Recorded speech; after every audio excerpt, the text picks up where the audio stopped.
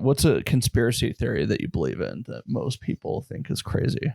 I don't know. It doesn't have to be how many I believe in. crazy. Listen, Out there. here's the thing. We hadn't got to how like my current job. I was saving it for the end, but I just because things are going so great with comedy, I started doing like Uber Eats and stuff. And honestly, it's been great for my ADD because I'd be like, if I go work for an hour in the morning, or if I get like stuck somewhere, I'm like, I go out and I work, for an hour and I come back. That's all great. And it's the kind of occupation that keeps you a little busy, and you're like, this is great. Task 1, task 2, excellent. But I was like, I'm got to make more money. And so I went into Donate Plasma and I walked out of I did not donate plasma because there has to be something sketchy going on. I wish that they would be honest. I wish that they would say, we're gonna make money off of your plasma and we'll give you a little bit of it.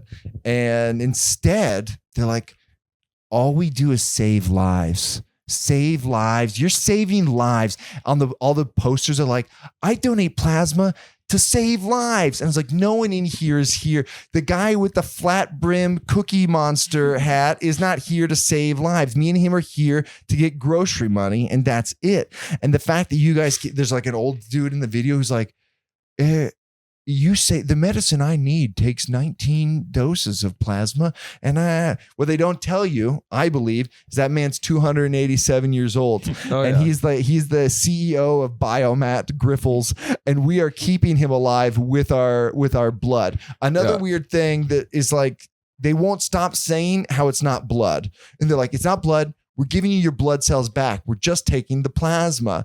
And the more they talk about that, the more I'm convinced that there's something else going on in their little spinning machine to my blood cells. And I'm like, we're giving you blood cells back or whatever.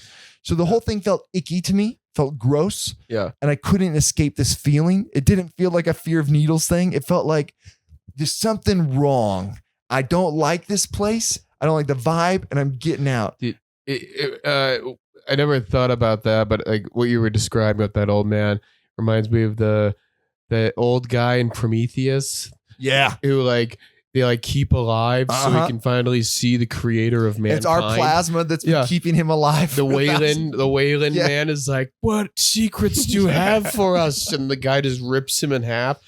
That's actually kind of cool. Yeah. I wouldn't mind funding that if they're upfront with us. If they're upfront with us, if we they're knew where it was going. Like, we're keeping it alive. I bet the fact that they can't be upfront about it signals to me that something worse is going on. It's like when I was I went to Six Flags in Dallas, and they just have like no safety regulations at all.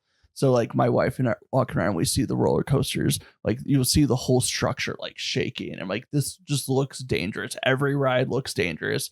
No one's checking if we have straps on every roller coaster.